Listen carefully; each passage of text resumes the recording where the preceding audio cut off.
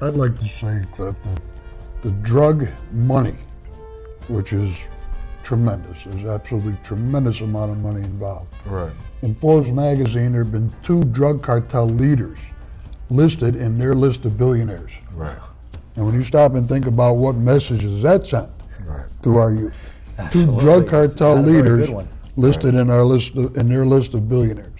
But what I'm aiming at here is that a lot of the drug money is used to corrupt not only police officers, but Border Patrol, judges, prosecutors.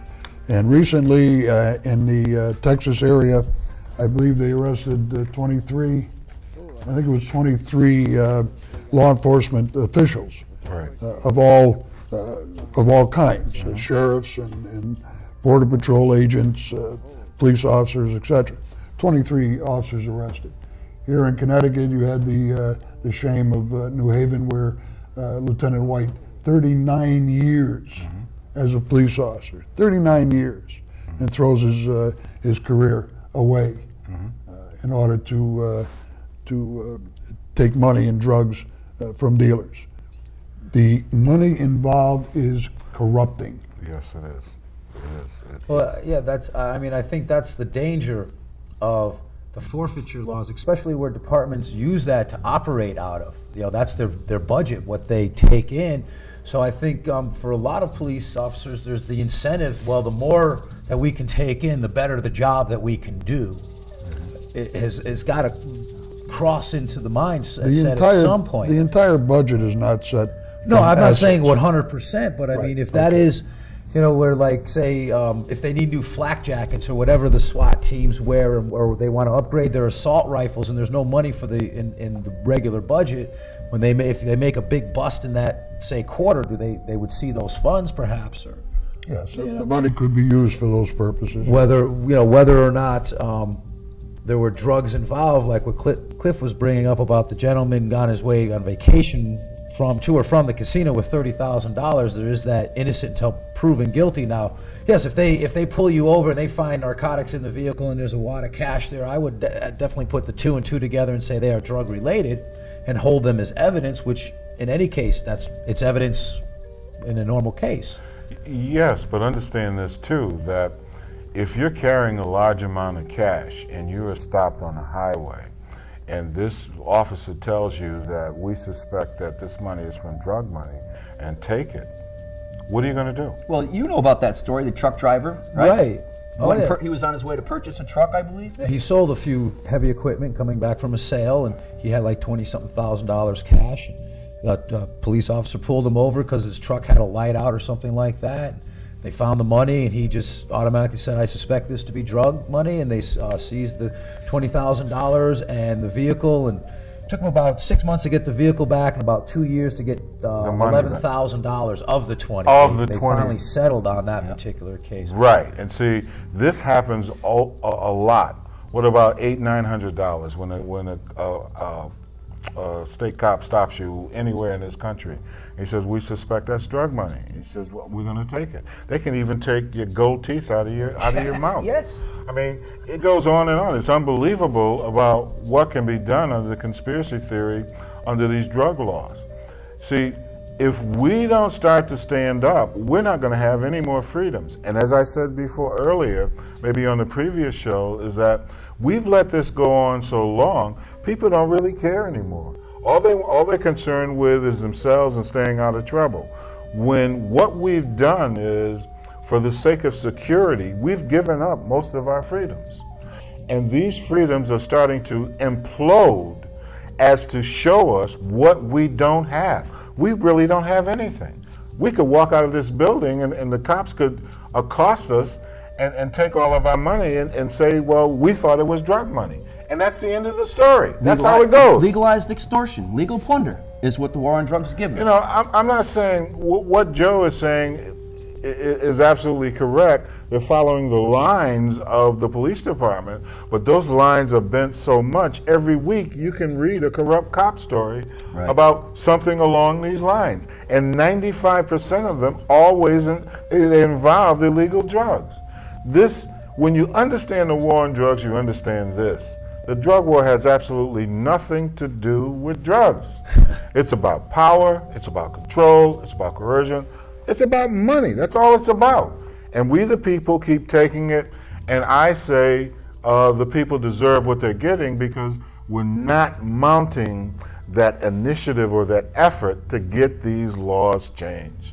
All right, friends. I got a couple things I want to roll at you because I want to get your comments on this. Now, last week's show I was telling you I was out on vacation, touring across the Midwest, and I was having a great time. And you know, most of the Midwest states, 70 miles an hour speed limit. So I got 10 miles to get outside of South Dakota, and all of a sudden it drops down.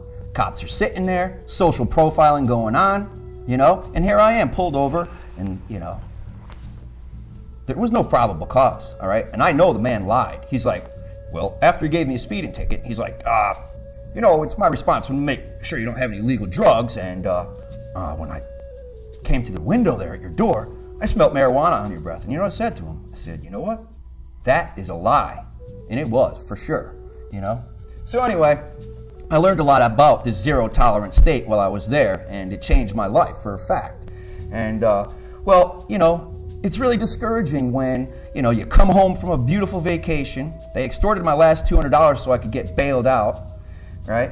And anywho, you know, I don't know what to do, how to handle this, you know? It's like all of a sudden you're busted and you're like, they want you to go back to the state, now you're gonna have a warrant out for your arrest, which I do, but one of the women police officers was kind of said, they're not gonna, you know, extradite you out here for such a charge. But what I learned about a gentleman from Hermosa, out in South Dakota. His name is Bob Newland, and because of this story, this guy's known throughout the world right now. I don't know if you're familiar with him. I am. Yes, and so what ended up happening to Bob, folks, is all right, he got charged with possession with the intent to distribute more than 1 ounce but less than 1/2 pound of marijuana, class 5 felony, punishable by up to 5 years. So anyway, Bob is also a big advocate in South Dakota for medical marijuana. And there's an ongoing campaign, like there is throughout this country, folks, to bring the issue to public vote once again in 2010, and he's a major advocate. Well, I called him up to see if I could get a lead on how I could help myself out with my legal problem. And you know what he told me? He said that he was basically told his First Amendment right was taken away, stripped from him, you know? And they told him to shut up for 1 year. He was sentenced for 1 year, but suspended all for 45 days. So he had to serve 45 days, and that set up under stipulations that included weekly drug tests, random searches, and a 1-year ban on public advocacy of medical marijuana. During the suspended part of the sentence, he will wear bracelets that sense alcohol use, and I will be subject to arbitrary piss test by a probation officer to detect illegal drug use. You know, I just don't get that. I just don't get that at all, you know? I mean, please, somebody expound.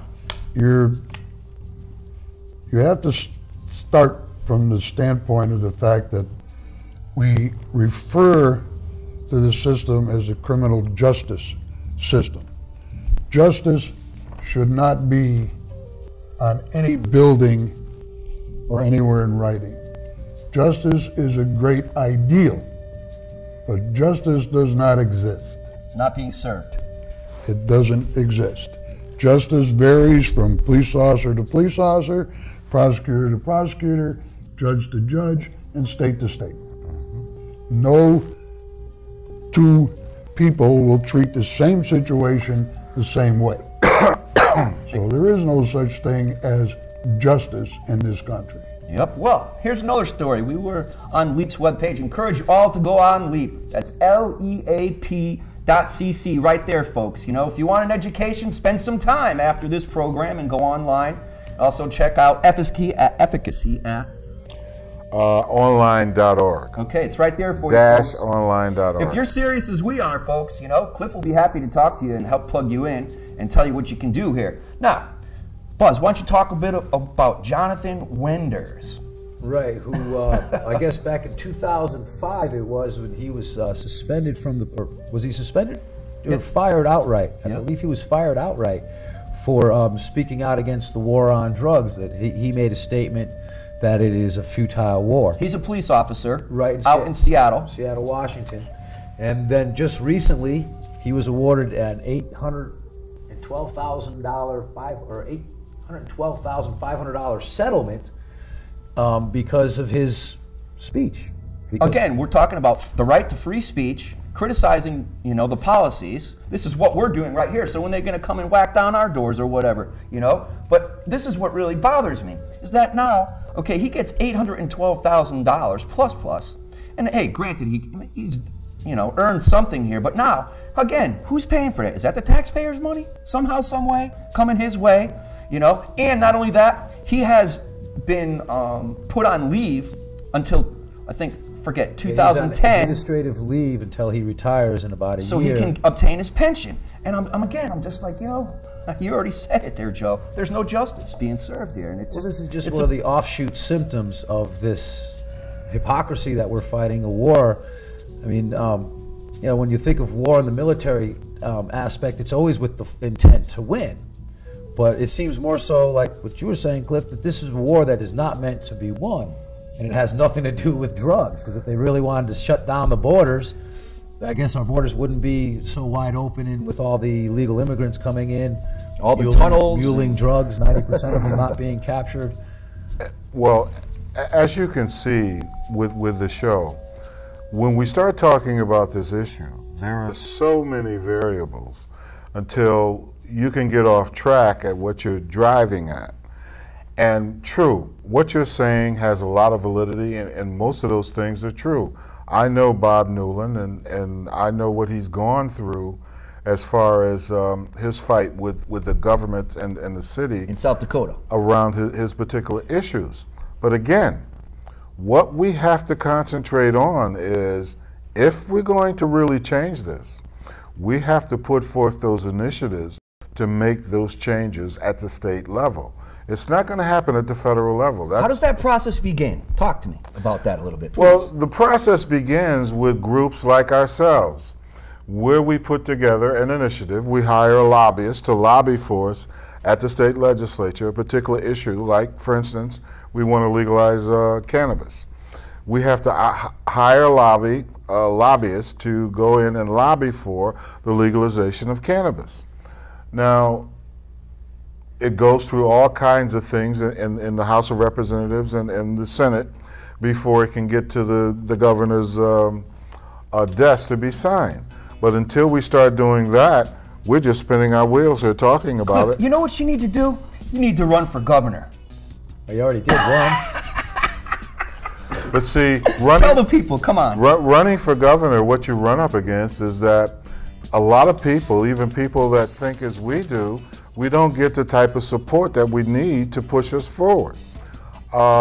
People are all for this, but they're not willing to step out in front and be with you during that particular fight. I was greatly dismayed at the people that were really on my side that didn't show up to help with these fundraisers, to help with a lot of other things. Now, what we're talking about is your election for governor on the Green Party ticket. Right. So it became difficult, not only to raise money, but also to get the people in the corner where we were going to vote for an individual that thought as we did as far as the drug war is concerned. And understand this, the drug war is 2 degrees from everything in society. I don't care what you start talking about, it can be tied to the drug war directly or indirectly. Hey, beautiful people, I gotta tell you, thank you for spending time with us here on Stop Bitchin', Start a Revolution. Cliff, thank you. I love your mind, I love your heart. Gentlemen, thank you. Joe, thanks so much for coming down and telling the people what's going on with the war on drugs. Buzz, all right, people. Joe, thanks for being here. It's very informative. I wish we had more time. All right, peace, people. Thank you. This is only a test. Fire is mad as hell, and I'm not trying to take this anymore. This is a test of the emergency bong hit system. The bong hitters in your area, in voluntary defiance of federal, state, and local authorities, have developed this system to keep you informed in the event of a bong hit emergency. If this had been an actual emergency, the attention signal you just heard would have been followed by official supply information, police scanner news, and emergency bong hitting instructions. This concludes this test of the emergency bong hit system. Quit playing games with God. Wake up, America.